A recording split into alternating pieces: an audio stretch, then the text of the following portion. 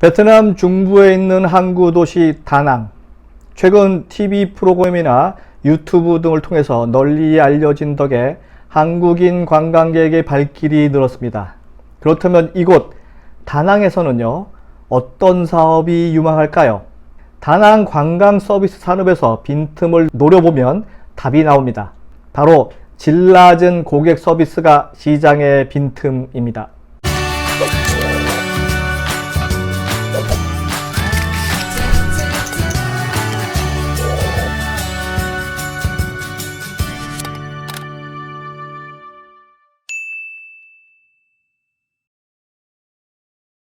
안녕하세요. 유통구단 김앤커머스 대표 김영호입니다. 오늘은 돈 버는 세계 여행 2편입니다.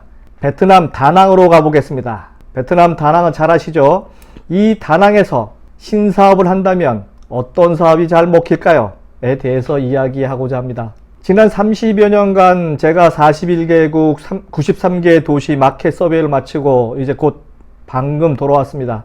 지금까지 보고 배운 내용 중에서 해당 도시에서 돈 벌 수 있는 아이템을 정리해서 알려드린 시간을 갖습니다. 그 첫 번째 시간은 우리나라 사람들에게 가장 인기 있는 도시 중에 하나인 베트남 다낭입니다.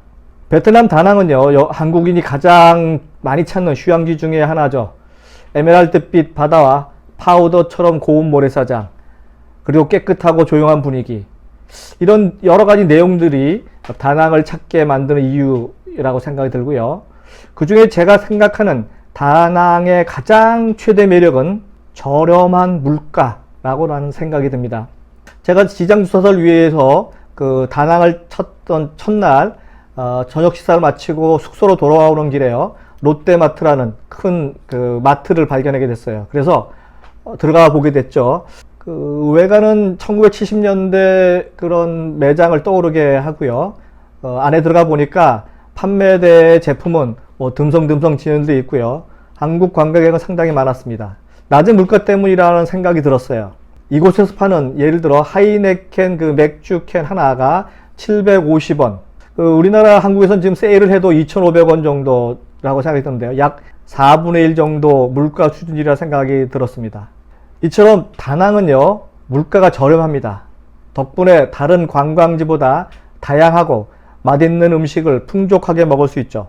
우리나라 관광객은 앞으로도 더 몰릴 가능성이 높은 이유이기도 합니다. 최근 저비용 항공사에 잇따른 그 취향으로요, 접근성까지 높아졌기 때문에 이곳에서 만약에 사업을 한다면 어떤 괜찮은 사업이 있을까 한번 생각을 좀 많이 해봤습니다. 저는 다낭 관광 사업의 부족한 점에서 힌트를 얻었습니다. 바로 서비스 질이 상당히 낮다는 거죠. 이곳은 글로벌 휴양지로 발돋움을 했지만요, 서비스 수준이 상당히 낮습니다. 베트남이 전 세계에서 몇 안 되는 사회주의 국가 중에 하나인 곳이라는 것을 감안한다 하더라도 관건은 이 나라의 경제 그 빗장을 조금씩 다 열어가고 있지 않습니까? 이 점에서 보면 이 베트남의 서비스 산업은 블루오션이라는 생각이 들었습니다. 베트남 서비스 질이 얼마나 나쁜지 사례로 풀어보겠습니다. 첫 번째 제가 겪은 사례인데요. 한국 관광객은 봉인가?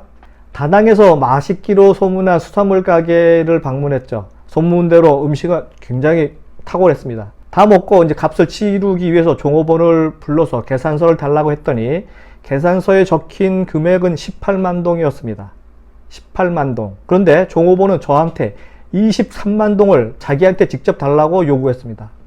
좀 이상했어요. 그래서 그러면 카운터로 가서 얘기하자라고 했더니 저희 길을 막더군요. 제 길을 막고 그냥 없었던 듯이 이렇게 인상을 쓰더군요. 제가 만약 계산서를 제대로 꼼꼼히 확인하지 못했다면 꼼짝없이 23만 동을 냈을 것입니다. 베트남에는요, 아직도 관광객을 상대로 계산서보다 웃돈을 챙기는 악습이 남아있는 듯 보입니다. 사례 두 번째입니다. 가성비 낮은 레스토랑. 이번에는요, 현지인이 추천하는 유명 레스토랑을 방문했습니다. 유명세를 치른 탓인지 예약 고객으로 가득 차 있었는데요, 한참을 기다린 끝에 좌석이 비어서 들어가려고 했더니 매니저가 계속 기다리라고 했습니다. 주문한 음식이 나왔는데도 전달하지 않았죠. 우리로서는 테이블도 주문한 음식도 없었던 셈입니다. 세 번째 사례인데요. 넘쳐나는 불법 택시입니다. 다낭을 가게 되면요, 인근의 호이안이라고 하는 그 도시를 가게 됩니다. 우리나라로 치면 경주와 같은 곳이죠. 유네스코 문화유산으로 지정된 만큼 볼거리가 많습니다. 그렇게 관광하고 다시 돌아올 때는 이제 택시를 타야 되는데, 그 택시를 타려는 순간 호객꾼들이 나타납니다. 대부분 가짜 택시죠. 즉 자기 차로, 자차로 불법 택시를 모는 사람들입니다. 보험도 안 돼 있고 상당히 위험합니다. 이들의 타겟은 관광객입니다. 바가지를 씌우기가 쉬워서입니다. 이제부터 베트남의 특징을 엮어서 정리해 보겠습니다. 베트남 전체 인구는요, 9,500만입니다. 그 중에 70%가 30세 미만입니다. 평균 연령이 28세 불과합니다. 베트남의 미래 성장 산업은요, 모바일 쇼핑, TV 홈쇼핑 등으로 좁힐 수가 있습니다. 젊은 층이 많은 만큼이요, 쇼핑 문화가 오프라인에서 온라인으로 무게중심을 옮길 가능성도 높아 보이죠. 그러니까 온라인 쇼핑몰도 지금부터 준비해도 좋다는 생각이 들고요. 또 하나, 이 젊은 친구들이 갈 수 있는 곳이 극장이 많습니다. 그래서 멀티플렉스 극장도 사업으로 좋겠고, 또 이들이 자녀, 어린이를 타겟으로 한 교육 사업, 그리고 옷, 푸드, 다 키즈용 옷이나 먹거리 산업도 상당히 유망하다고 생각이 들고요. 주목할 건 하나 더 있는데요. 베트남에는 다이소 같은 저가형 생활용품 할인 전문점이 없었습니다. 그래서 우리나라의 편의점 같은 매장도 찾기 어려웠고요.